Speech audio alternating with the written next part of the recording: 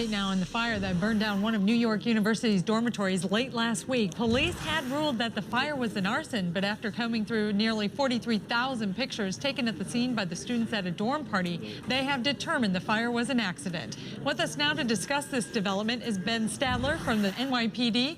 Detective, now why did you change your ruling? Well, after examining the evidence from the 25 iPhones, 15 Blackberries, 10 video cameras, and 40 digital cameras obtained from the students who attended the party, we were able to reconstruct every second of the event. Okay. This 22-year-old student, Danny Gordon, was smoking throughout most of the night and eventually dropped a lit cigarette onto the carpet. We have about 2,400 pictures of the cigarette falling out of his hand from 14 different angles. And we're seeing some of those photos now. Yeah, you can see Gordon standing in the corner here with the cigarette in his hand. So in the next 19 photos these female students in the foreground took, we can document the cigarette falling until it hits the floor in this picture where all the girls did their goofy, sexy poses. I see that. But Detective, how is it that you confirmed that that was the cigarette that started this fire? Well, we have corroborating evidence from another angle. You can see Gordon's arm here. Right. You see the cigarette falling here as the male witness in the foreground flexes.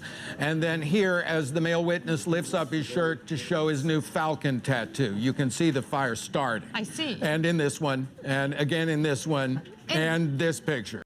By 2009, the cell phone revolution was changing the world. I mean, duh, right? But even in 2009, it was apparent that there was going to be side effects that nobody could see coming. Every event all around the world would be filmed or photographed from multiple angles. Flash forward to 2016 with an event like the Orlando shooting, and now we have to watch the dystopian future play out in front of us as everyone in the club is filming their own death. The same thing happened in 2017 in Las Vegas. But the smartphone and the internet has brought about other dystopian realities as well. Not only would events be autistically chronicled, but so would we as people. Social media allowed us to document our lives, and depending on the person, that could mean a few photo dumps of a vacation or pictures of your kids. But for some damaged people, it becomes an in-depth documentary of how their life spiraled out of control. Chris Chan might be the archetype for this kind of phenomenon I'm describing. Much like the house fire being caught on camera from every angle, we are now faced with another consequence of the panopticon of technology that we surround ourselves with. In a phenomenon known as ebegging, or as I call it, digital panhandling, fat, rude, and talentless addicts can stream their unremarkable daily lives to as many or as few people as they can muster. They provide zero entertainment, have no skills, they have no jobs, no ambitions, no goals, and after a decade and a half of being chronically online, they unsurprisingly have nothing to show for it. In fact, their lives are in sharp decline. Then how do they support themselves, you might ask? Well, the streaming itself obviously brings in some money, but in a weird twist of fate, they have turned their audiences into a group of hate watchers and trolls who have to pay for the privilege of having their insult up there on the screen. Want to call them a piece of human excrement to their face? $3, please. And so they stream for hours, while nothing but negative comments pour in, trashing every aspect of their entirely too public life. Over a decade ago, when I had an unhealthy obsession with Call of Duty, there was a thriving gaming scene on YouTube. Anyone remember Machinima? They featured this guy named Onlyusemeblade, who, as the name states, never used a gun in Call of Duty and exclusively used the knives. And he was entertaining and actually pretty good. As the dynamic of YouTube changed, his videos changed as well. Pre-made videos turned into streams, and those video game streams turned into in-real-life streams. And in those in-real-life streams, we realized that Blade, whose real name is Brian Rizzo, had a pretty serious drinking problem. Now, I haven't watched him in years, and I randomly remembered him and decided to see how he was doing. Well, he's never stopped being online, and we can watch him die from alcoholism in real time, day by day, week by week, year by year. You can watch him start the stream relatively sober, and at the end of the stream 3 hours later, he's a drunken slob who needs help to even pass out on the bed. And all the while, we absorb an astronomical level of degeneracy ourselves in just watching the streams.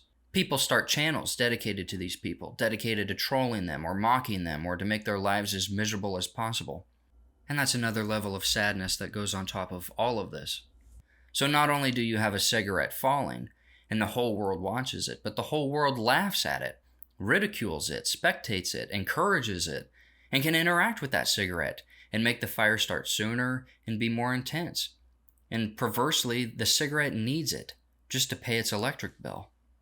It's a retarded cul-de-sac that keeps a person in the hole. With panhandling, your sob story is the reason you get money out there on the sidewalk. I'm hungry. I'm homeless.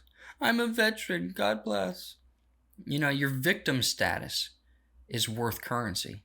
And if you were by some miracle to get yourself together, you wouldn't make money out there on the street anymore, holding signs like, I'm full, or I live in a nice house, or my car's right over there, but I need gas.